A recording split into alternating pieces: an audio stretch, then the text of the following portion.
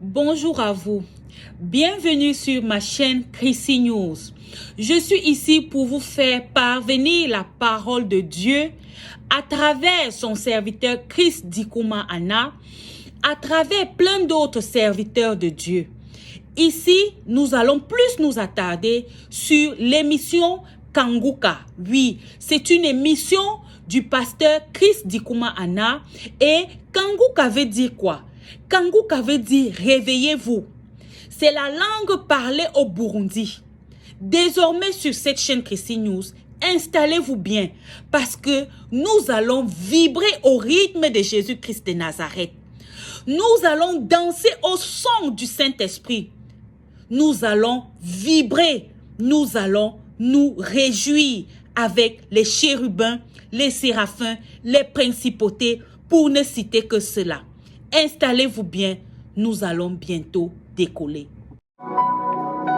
C'est un honneur pour moi de vous accueillir encore une fois dans l'émission Kanguka. Mon nom est Chris Dikouma Anna. Aujourd'hui, nous sommes jeudi. Nous continuons avec l'enseignement sur le changement de mentalité. Depuis le début de cette année, nous parlons que sur le sujet de la dot. Jeudi dernier, j'ai terminé en disant que les parents de la fille doivent changer leur perception sur la dot. C'est la mentalité qui doit changer parce qu'il faut comprendre que la dot, normalement, ça devrait être un cadeau, un acte de reconnaissance et de respect. Le jeune homme devrait apporter un cadeau en guise de reconnaissance et de respect. Parce qu'il faut comprendre que votre fille n'est pas une marchandise. Je vous ai expliqué que quand on commence à négocier le prix pour donner ta fille, c'est-à-dire que ça devient une marchandise. La marchandise, c'est-à-dire qu'on négocie, on va s'entendre sur un prix. Je vous ai expliqué que dans la Bible, lorsqu'il est question de la dot, nous trouvons l'exemple sur le mariage d'Isaac. Abraham a envoyé son serviteur pour chercher la femme pour son fils Isaac. Et si vous lisez tout le chapitre 24 de Genèse, l'histoire se trouve dans Genèse chapitre 24. On voit bien que le serviteur d'Abraham a prié d'abord avant de trouver la fille. Vous allez lire tout le chapitre parce qu'on n'a pas le temps d'aller dans les détails. Il a prié pour que Dieu le guide. C'est Dieu qui l'a guidé. Il n'a pas choisi Rebecca par hasard. Il a d'abord prié. Ça, c'est important que les jeunes hommes qui m'entendent, priez d'abord. Ne regardez pas l'extérieur, ne regardez pas le corps physique. Priez pour être conduit par le Saint-Esprit. Il a prié, il a demandé un signe et Dieu a confirmé que c'est Rebecca. Et quand il a compris que c'est Rebecca, il a donné un cadeau. Il n'y a pas eu de négociation pour l'argent. Il a donné un cadeau qu'Abraham lui avait donné. Donc c'était un cadeau de reconnaissance et de respect. Il y a la famille de son père qui a donné le feu vert et surtout sa mère. C'est sa mère qui a donné le feu vert. Mais ce qui est intéressant dans ce chapitre, on a même demandé l'avis de Rebecca. Rebecca a donné son avis. Mais pourquoi elle a d'abord prié? Parce que ce qui était important, c'était le caractère, le comportement de Rebecca. Il avait demandé un signe pour voir la fille la plus généreuse. Elle était généreuse, c'est sa générosité qui a fait qu'elle soit choisie. Donc ce qui est important ici, ce n'est pas le corps physique, mais c'est le comportement, c'est l'attitude de la fille. Et c'est ça qui devait compter pour les parents de la fille aussi. Et les parents de la fille devraient s'intéresser sur le jeune homme qui veut épouser leur fille. Si ta fille veut être mariée, tu devais plutôt t'intéresser par le comportement du jeune homme, non pas sur son portefeuille. Aujourd'hui, on s'intéresse sur l'argent qu'il amène. C'est pour ça qu'on négocie concernant la dot. Mais si tu commences à négocier, tu demandes la télévision, tu demandes des caisses de bière, tu demandes des sacs de farine. En d'autres mots, tu es en train de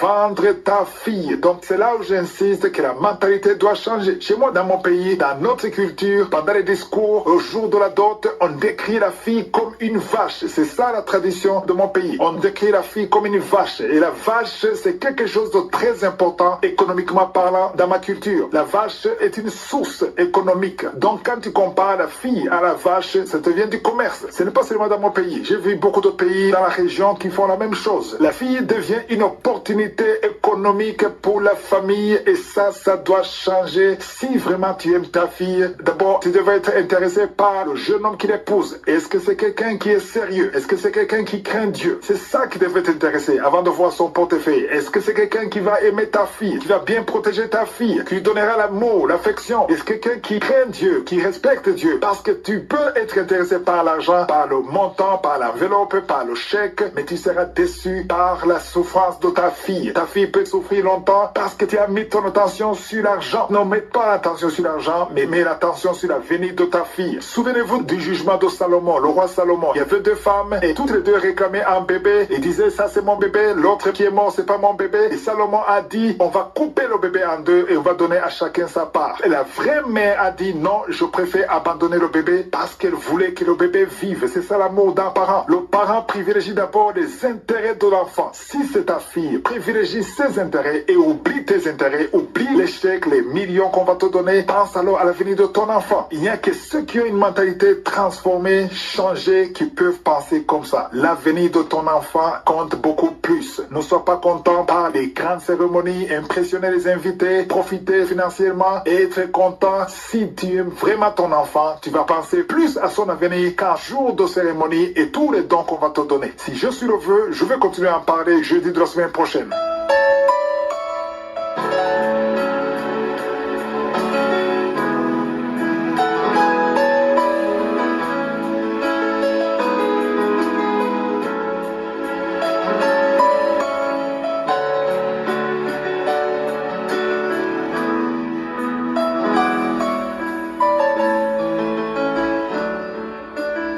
Continuons avec le moment consacré à l'enseignement. Nous sommes encore dans le livre de Thessaloniciens, la lettre que Paul a écrite à l'église de Thessalonique. Nous sommes au chapitre 5, la première lettre. Je vous ai dit qu'il y a deux lettres. Paul donne ici un très bon conseil. J'aime particulièrement ce chapitre parce qu'il contient beaucoup de richesses. Il y a des conseils qu'il donne à l'église de Thessalonique. Nous devons en profiter aussi aujourd'hui à notre époque du Nouveau Testament. Le chapitre 4, il parle du retour de Jésus. Et même au début de ce chapitre, chapitre 5, il parle du retour de Jésus. Mais au verset 17, il parle de prier sans cesse. Un chrétien est censé prier sans cesse. Mais au verset 16, il dit, soyez toujours joyeux. Parfois, des chrétiens disent, comment est-ce que je peux être joyeux avec tous les problèmes que je suis en train de traverser? Justement, c'est là où tu as besoin de la grâce de Dieu. Tu peux être joyeux quand il y a de bonnes nouvelles, c'est normal, c'est tout à fait normal. La plupart des cas, à cause des problèmes de la vie, on n'est pas dans l'humeur d'être joyeux. Mais Paul écrit en disant, soyez toujours joyeux. Il n'a pas dit, soyez parfois joyeux ou soyez souvent joyeux, mais il a dit soyez toujours joyeux. Ici la question qui s'impose, comment est-ce qu'on peut être toujours joyeux? Ça dit qu'il faut la grâce de Dieu. Tu ne peux pas être toujours joyeux parce que les choses ne marchent pas toujours comme tu veux. Il y a souvent des mauvaises nouvelles. Tu sens les choses ne marchent pas. Tu attends, tu pries et rien ne change. Comment est-ce que tu peux être joyeux? Ici on ne parle pas de la joie qui dépend des circonstances. C'est ça qu'il faut comprendre. Ce n'est pas la joie naturelle qui vient parce que tu as un visa, parce que tu as eu un enfant, parce que tu as une bonne nouvelle. Ce n'est pas de cette joie dont il parle. Il parle de la joie du Saint-Esprit. Et cette joie vient par la grâce du Saint-Esprit. Tu ne peux pas avoir ça de toi-même. Voilà pourquoi il dit, soyez toujours joyeux. La joie du Saint-Esprit, la joie d'être dans le Seigneur, la joie de savoir que tu es dans le plan de Dieu. Même si les choses sont difficiles, le Seigneur sera avec toi dans ses problèmes, au milieu de ses problèmes. Et le verset 17, il dit, priez sans cesse. Donc, tu ne dois pas prier dimanche ou mardi ou mercredi. Tu dois prier tous les jours si tu veux être assisté par la grâce de Dieu. Au verset 18, il dit, rendez grâce en toutes choses, car c'est à votre égard la volonté de Dieu en Jésus-Christ. Beaucoup de gens aiment nous demander, dis-moi quelle est la volonté de Dieu. Ça fait partie de la volonté de Dieu. La volonté de Dieu, ici, selon le verset 18, 1 Thessaloniciens 5, verset 18, la volonté de Dieu est que tu rendes grâce en toutes choses. Quand on parle de toutes choses, ça dit même les mauvaises choses. Il y a des circonstances négatives. Mais tu dois rendre grâce, pas pour ces choses, mais pour Dieu, qui sait ce qu'il fait, qui est au contrôle. Tu gardes tes yeux sur lui et tu dois rendre grâce en toutes choses. Le chrétien est censé rendre grâce à Dieu en toutes choses. Ça dit que si tu pries tous les jours, chaque jour que tu pries, avant de parler de tes problèmes, tu dois d'abord adorer Dieu et rendre grâce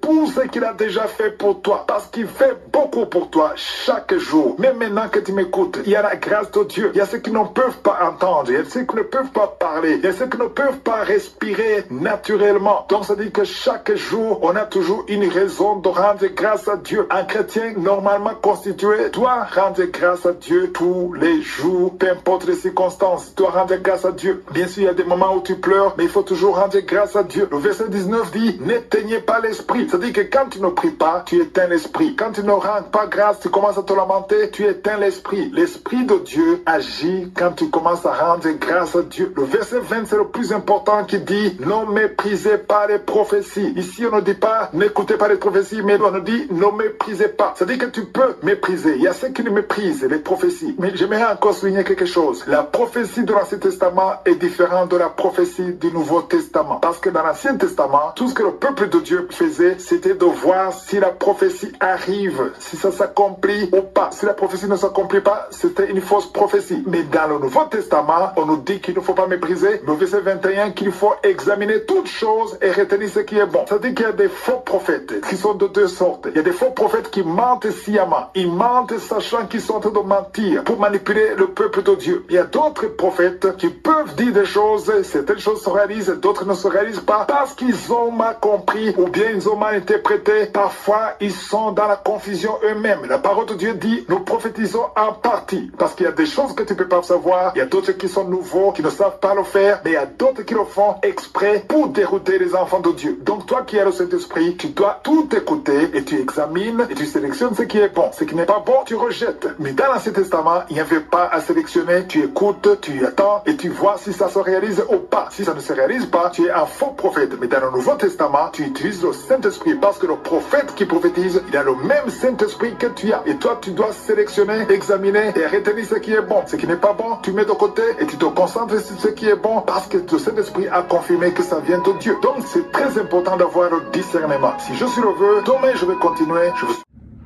Nous sommes arrivés au terme de cette vidéo. J'espère que vous vous êtes bien régalés.